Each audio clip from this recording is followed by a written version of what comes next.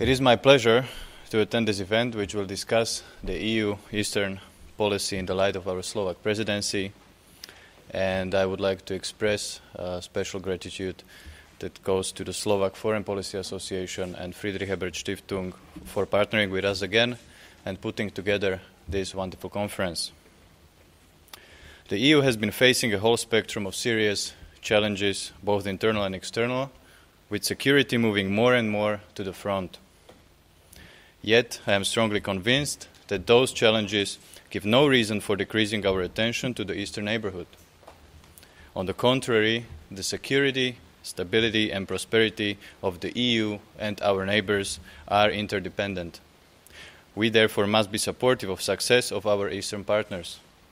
When we support them, we equally do support ourselves. The circumstances in which the Eastern Partnership works have changed. We face a stronger differentiation among partners, fading political attractiveness of the program, 3 partners reaching their political limits, and other 3 declaring different priorities, and we have more assertive Russia. All these aspects lead to a single conclusion. We must adapt to the new situation in order to survive and flourish. More flexibility and more creativity is desired.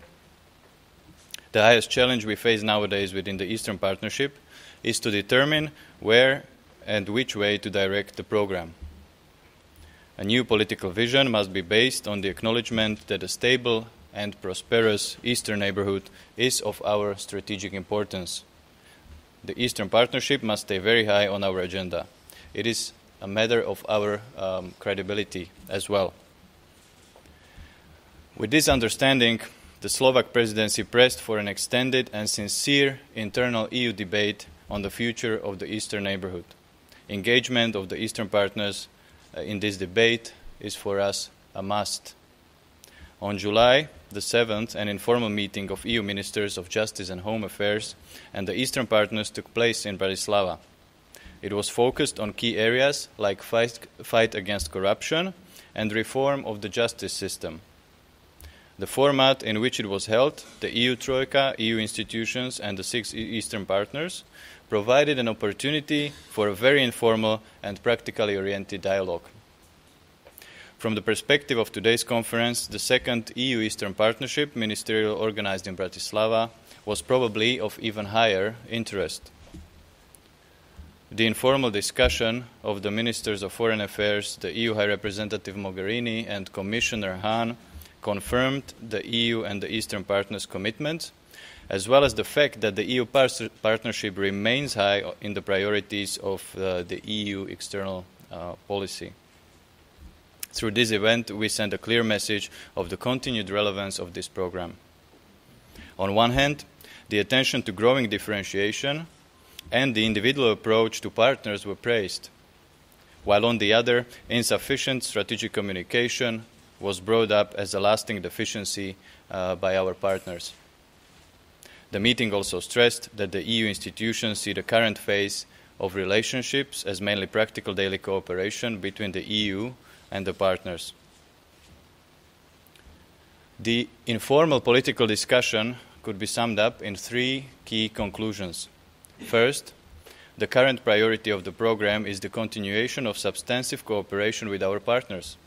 This means support for reforms, infrastructure projects, energy, mobility, scholarships, and business opportunities. Second, the EU must take the remaining steps to grant visa-free status to Georgia and Ukraine. This issue has become a more of a matter of credibility for the EU. And third, the Eastern Partnership Summit in 2017 should set its new political course. Otherwise, the program will really lose its relevance.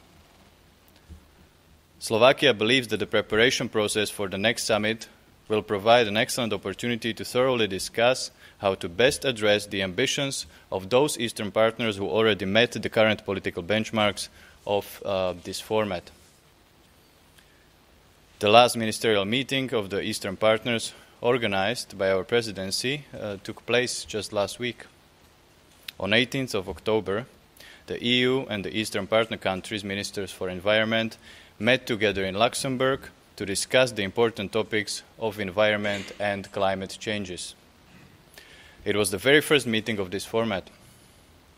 It helped not only to identify opportunities for cooperation of the 28 plus 6 countries, together with the EU institutions, in the management of environment and ecologically friendly economy. It also adopted a joint declaration confirming commitments to enhance sectorial cooperation in order to protect the environment, focusing on the implementation of the UN SDGs and the commitments of the Paris Climate Change Agreement. Let me take a few minutes to present the Slovak view on relations between the EU and Ukraine. The EU has been developing intensive relations with Ukraine. We are interested to have a stable, secure, and prosperous neighbor at our eastern border. Relations between Ukraine and the European Union were so far shaped through the European neighborhood policy.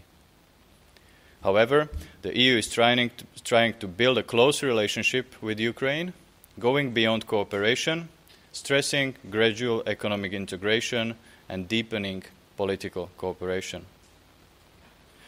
On January 1st, 2016, the Association Agreement, the deep and comprehensive free trade area between Ukraine and the EU, entered into force.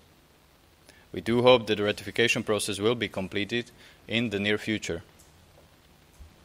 The people of Ukraine have been demanding from their governments deep changes. This notion has driven both dramatic standpoints in the country's modern history, which are the Orange Revolution and the Maidan. The implementation of reforms represents a critical feature for a stable future of Ukraine. To this end, even the association agreement, the deep and comprehensive free trade area alone, gives no guarantee. It rather provides us with legal framework and mechanisms to work closely together. The European Union is well positioned to help Ukraine co-navigate through its transition waters. To do this efficiently, there is still a solid room for better coordination, and our collective efforts must be aimed at maximizing the overall effect. Since the signature of the EU Association Agreement in 2014, Ukraine has made progress in adoption and implementation of reforms.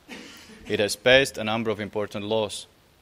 Let me just mention the judicial sector, where steps were made to move towards an independent and effective judiciary. New institutions in the anti-corruption field have been established. These are National Anti-Corruption Bureau, National Agency for the Prevention of Corruption, the Specialized Anti-Corruption Prosecution Office. I must admit, there are still many challenges ahead. Ukraine requires a systemic reform of public administration as the foundation for any other reforms. Ukraine is undertaking difficult but necessary steps to modernize its civil service and to make government more effective, transparent, and responsive to the demands of its own citizens.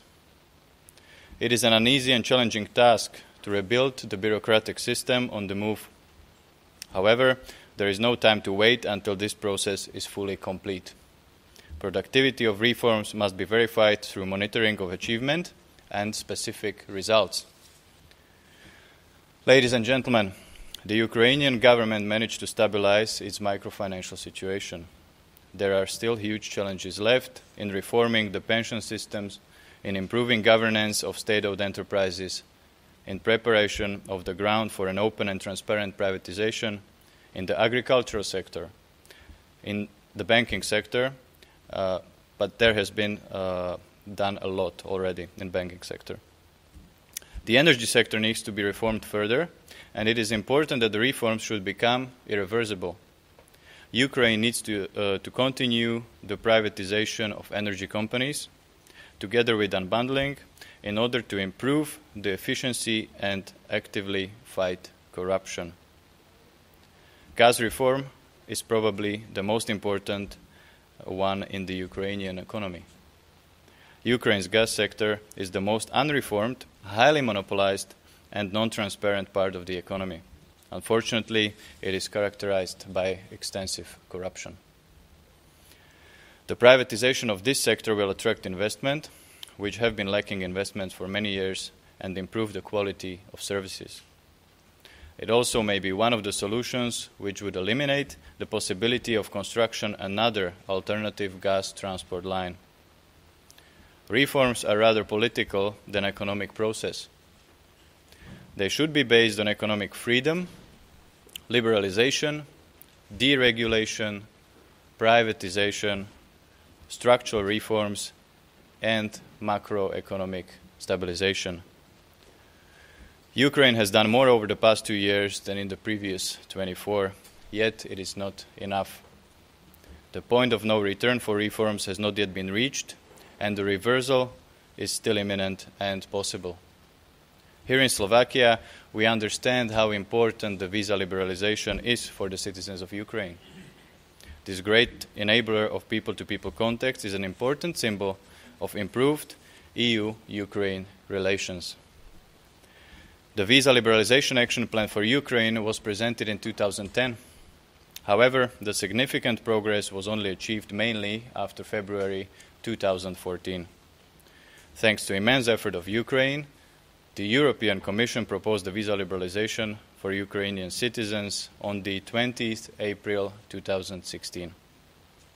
Following this proposal, the European Parliament Committee, LIBE, voted in favor of visa liberalization at the end of September. Now, it is up to the EU member states to endorse the liberalization. There are two aspects to the issue. First is the general atmosphere regarding migration. EU member states are quite hesitant to make any significant changes. Second issue is connected with Ukraine directly. Part of member states still have doubts that Ukraine has fulfilled all the benchmarks.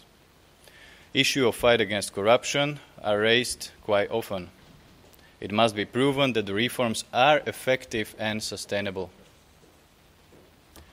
Ukraine must now make sure that there is no reason not to support the visa liberalization. Ukraine must focus on communication with the EU member states, and frequent reports about problems in functioning of the anti-corruption institutions are definitely not very helpful. Let me also say a few words on the EU-Russia relations. Trust between Russia and the EU is still absent. It is hard to expect radical positive changes in the meantime. We should work step by step on the increase of predictability, transparency, and openness in our relations with Russia through political dialogue and proactive approach in discussions on issues of interest. We should also consider the possibility of pragmatic discussion on cooperation with the Euro-Asian Economic Union. A good option of a step-by-step approach could be selective sectorial cooperation in sectors that are of our interest. In some areas, for example migration, we also have to put more effort to explain EU realities, as it was the case of Frontex. We need to find ways how to enforce cooperation of people-to-people contact and continue in cooperation in the field of education and culture. Irrespective of the state of play of our relations, it is essential to maintain an open dialogue with Russia. EU relations with Russia cannot be separated to issues of cooperation and competition. Nevertheless, our primary interest is that the EU eastern border is indeed stable and secure. Here I would like to conclude my speech, and I would like to wish our Eastern partners the very best success on their path to come closer to the European Union.